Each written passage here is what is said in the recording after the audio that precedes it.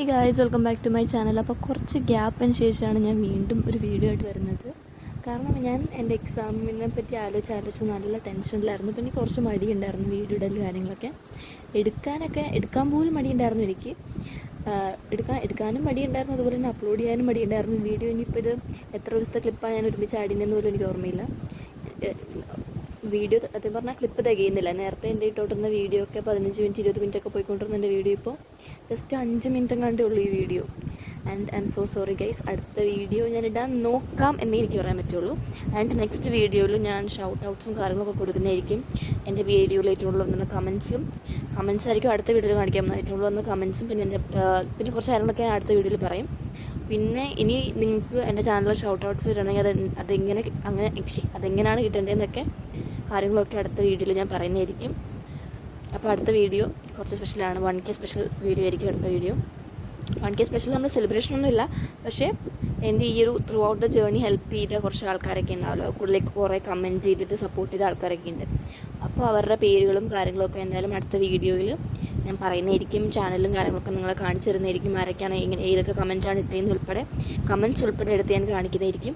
So next video അതിനെ പറ്റിയിട്ടൊക്കെ ആയിരിക്കും. ആ വീഡിയോയിൽ സ്റ്റഡി വ്ളോഗിനെക്കാട്ടും കൂടുതൽ മിക്കവാറും അത് തന്നെ ആയിരിക്കും വരാൻ പോകുന്നത്. സ്റ്റഡി വ്ളോഗായിട്ടിട്ടാണോ അതോ സെപ്പറേറ്റ് ആയിട്ടാണോ എന്ന് എനിക്ക് എപ്പോഴും കൺഫ്യൂഷൻ ഉണ്ട്. മിക്കവാറും ഞാൻ സെപ്പറേറ്റ് ആയിട്ട് ലൈക്ക് ഒരു ലോങ് വീഡിയോ ആയിട്ട് അതിൻ്റെ പറ്റി ഒരു പ്രോപ്പർ ഡിസ്കഷനും കാര്യങ്ങളൊക്കെ എടുത്തിട്ട് നമുക്ക് അടുത്ത വീഡിയോ സെറ്റ് ആക്കാവുന്നതാണ്. അപ്പോൾ നിങ്ങൾ അടുത്ത വീഡിയോയ്ക്ക് വേണ്ടിയിട്ട് എന്തായാലും വെയിറ്റ് ചെയ്തിരിക്കുക. എനിക്ക് അടുത്ത വീഡിയോ എനിക്ക് കുറച്ച് സ്പെഷ്യലാണ്.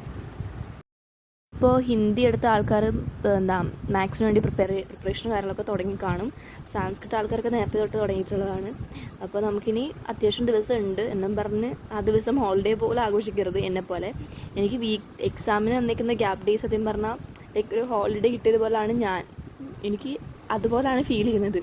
എനിക്കൊരു എക്സാമിൻ്റെ ഗ്യാപ്പ് ഡേയ്സ് ആണെന്ന് പോലും എനിക്ക് ഇടയ്ക്ക് തോന്നാറില്ല. ഞാൻ മിക്കപ്പോഴും നല്ല ലേറ്റായിട്ട് കിടന്നുറങ്ങും, നല്ല ലേറ്റായിട്ട് എഴുന്നേൽക്കും. അങ്ങനെയൊക്കെയാണ്. അത് പഠിച്ചിട്ടൊന്നും അല്ല കേട്ടോ, പഠിത്തം നടക്കുന്നില്ലെന്നേ ഞാൻ പറയുന്നുള്ളൂ. എൻ്റെ മാത്സിന് ഞാൻ എന്താ പറയുക വീക്കാണ്, എന്നിട്ട് പോലും ഞാൻ പഠിക്കുന്നില്ലെന്നുള്ളതാണ്. ഒരിടയ്ക്ക് ഞാൻ മാത്സ് പഠിച്ച് അടിപൊളിയാക്കിക്കൊണ്ടിരുന്നതാണ്. പിന്നെ മാത്സിന് ഞാൻ അങ്ങോട്ട് വിട്ടു.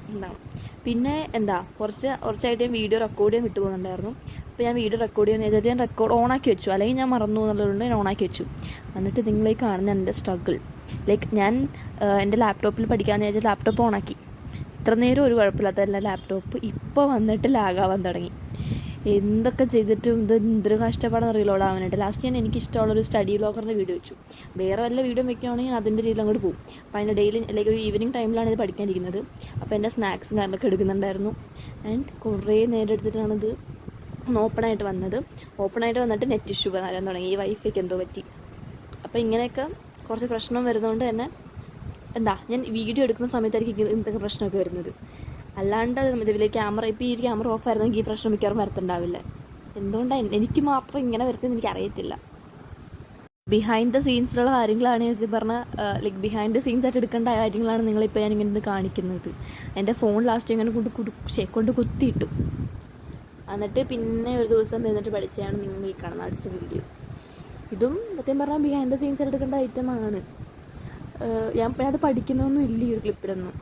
ഞാൻ എപ്പോൾ പഠിക്കാനിരുന്നാലും ആ സമയത്ത് ഞാൻ വീഡിയോ എനിക്ക് റെക്കോർഡിങ് ഓണാക്കിയിട്ടുണ്ടാവില്ല. ഇങ്ങനെയൊക്കെയാണ് എൻ്റെ ലൈഫ് പോയിക്കൊണ്ടിരിക്കുന്നത്. എന്താണ് ഇങ്ങനെയെന്ന് എനിക്കറിയത്തില്ല. Sorry guys.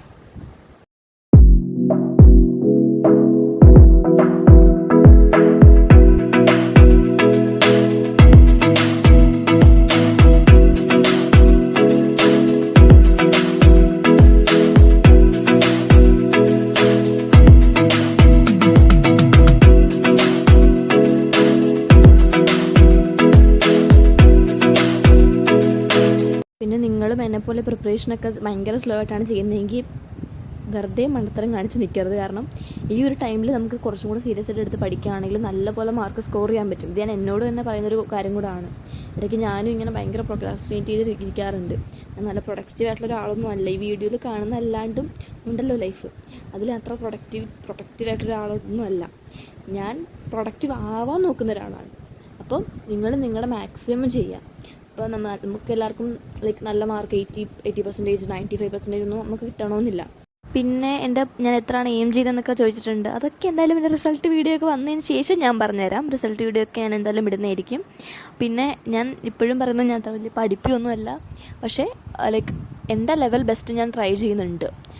ഞാൻ എൻ്റെ എഫേർട്സ് 100% ഇട്ടിട്ട് പിന്നെ എന്ത് റിസൾട്ട് വന്നാലും എനിക്ക് കുഴപ്പമില്ല. അല്ലാണ്ട് ഞാൻ പ്രയത്നിക്കാണ്ട് പേപ്പർ ഈസി ആയിട്ട് ഒന്നും ഞാൻ ഒപ്പിലേക്ക് പ്രിപ്പയറും ചെയ്തില്ല.